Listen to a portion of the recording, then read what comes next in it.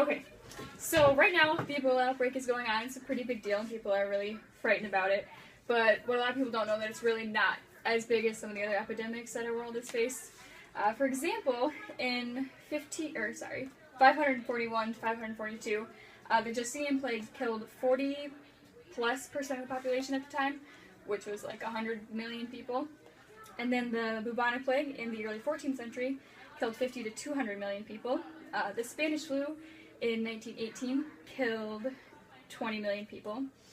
And I guess a lot of people are like, oh, well, that doesn't matter because that was so long ago and nobody remembers it. So it's like the most modern epidemic, and that's why everyone's worried. But really, HIV and AIDS since 1960 have killed more than 40 million people. H1N1 in 2009 killed 28,000 people in the U.S. alone. And then the Haiti cholera epidemic in 2011 killed 6,000 people. So it's really, compared to other things, it's pretty small scale. So today my speech is going to be about why people need to calm down about the Ebola epidemic. First of all, it's really hard to catch. It's actually really hard to catch. Second of all, the reason for as much spread as there's been in Africa is because of their weak healthcare system. Third, all of the cases that have happened in the U.S. have been really contained. And fourth, there are treatments and vaccines in the works that are pretty promising. So my first main point is Ebola is actually really hard to catch.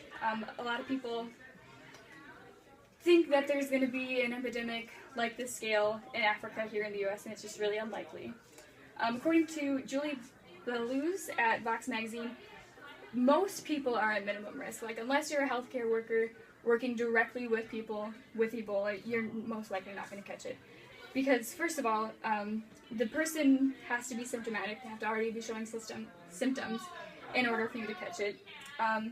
And proximity is another thing. People are like, oh, well, if I'm sitting next to this person that has Ebola, am I going to catch it? Probably not, because the only way you can catch it is through direct contact with bodily fluids. Like, say they had Ebola, their blood or vomit or feces or, in the late stages, saliva would have to come in direct contact with your mucous membranes, like your eyes, inside your nose, your mouth, an open wound, and things like that.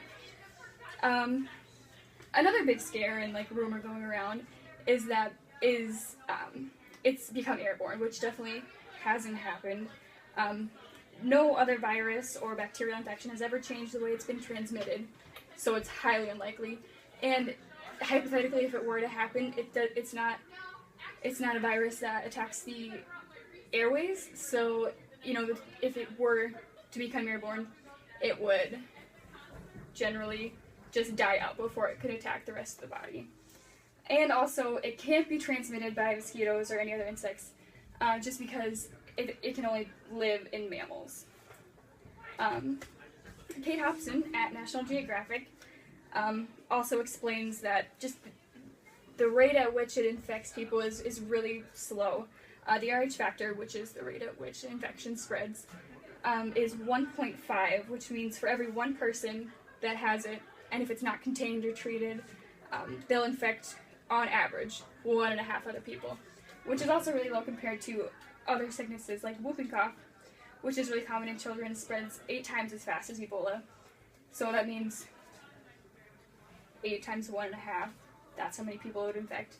And the measles, on average, one person will infect 16 people.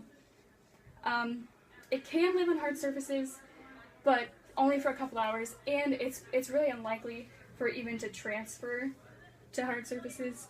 There was a doctor that he was working with the World Health Organization in Africa, and he swabbed rooms of patients, like every single hard surface in the room, and he found that there was no viral RNA on any surfaces.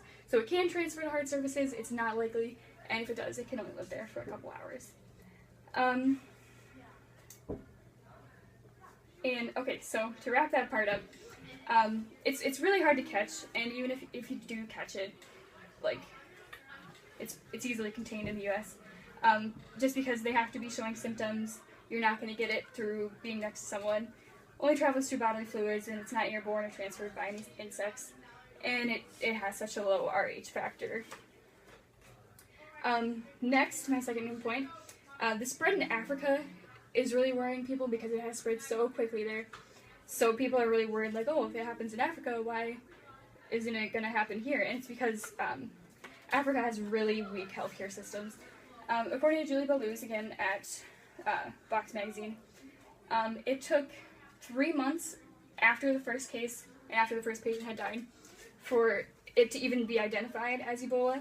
And then 2 months after that is when an international health emergency was declared. So it had 5 months to spread from the very beginning to just keep spreading, multiplying like uncontrolled. Nobody even knew what it was, really.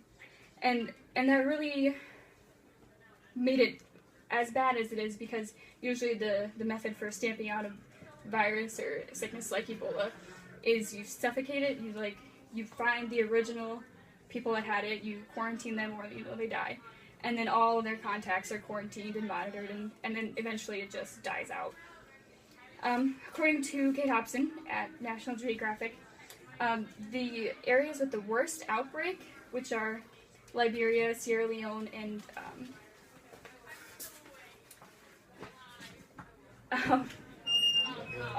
live below the extreme poverty line, and they have their healthcare is virtually non-existent. They reject a lot of healthcare things due to religious and spiritual beliefs, and the average income for those areas is $1.25 a day, and over 60% of the population lives below the extreme poverty line. Also, the literacy rate is less than 50%, meaning that of adults, less than 50% can read or write or anything. And there's no modern medicine, so there's no isolation precautions or personal protective equipment, sanitation needs, and things like that. And there's only 2.5 healthcare workers for every 1,000 residents. Robert Bush, a professor at Tulane University, was actually working with the World Health Organization in Africa, and he said that it was really not uncommon for him to go into the hospitals in the morning and for there to be people who had fallen out of bed and the night just laying in their own waste, and then there wasn't enough people to help them get back into bed.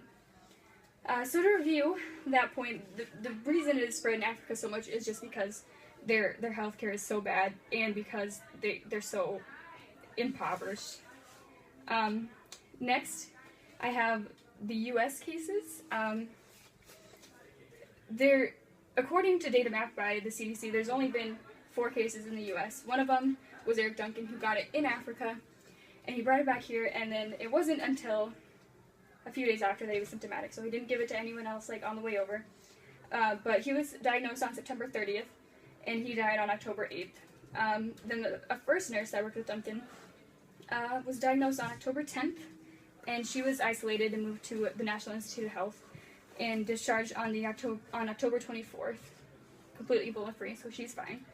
On October 15th, a second nurse was diagnosed. She was also isolated. Her contacts are being monitored.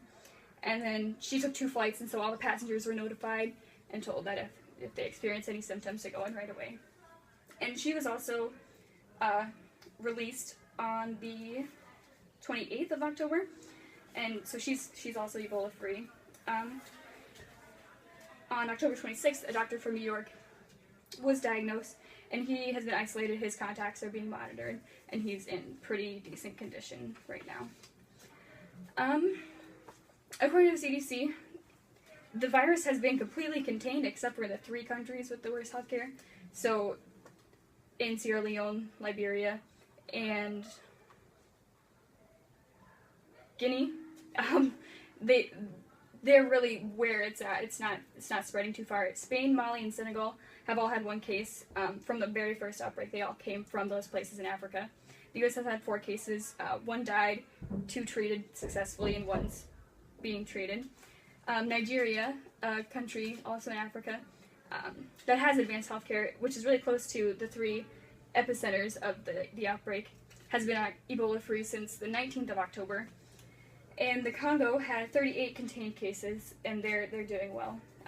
In Liberia, there's been 2,515 cases, Sierra Leone, 3,700 cases, and Guinea, 13,090 cases. So there was only 3 places that had exceeded 40 cases, and those were the places with the weakest healthcare.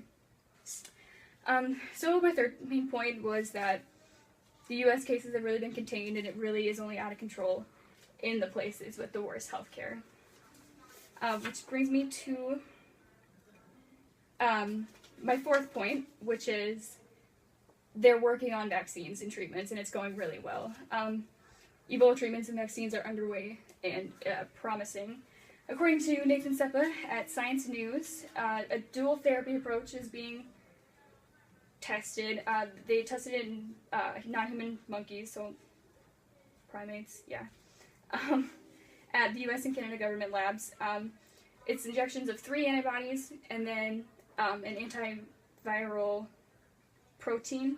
So they inject the protein, which, sparks an immune response, so your body's already put out antibodies, and then they inject 3 simulated antibodies, and so the combined power of the two help to make the cells block out Ebola so that it can't enter the cells and it can't infect the rest of the body. Out of the 12 monkeys that were tested, 9 survived. 7 out of 8 survived after they received the treatment 3 days after being symptomatic, and then 2 of the 4 survived after 4 days after being symptomatic. And then human trials are expected to start late this year or early next year. According to Andrew Pollock at New York Times, there's also 2 experimental vaccines that are going on, and they're already being tested by volunteers in the U.S. and then people around the outbreak center. And then those are expected, the results, their effectiveness should be known by April of next year, and then mass production and distribution would follow.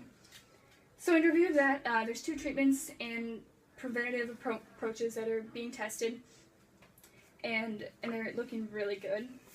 Okay, so what really I would like people to do is that just stop worrying about Ebola. It's not going to happen.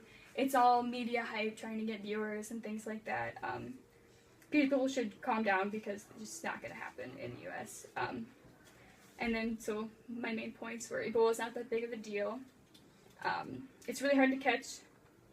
The spread in Africa is due to weak healthcare, and the U.S. cases have been contained, and then vaccines and treatments have been really promising and should be widely distributed soon. So, thank you for watching.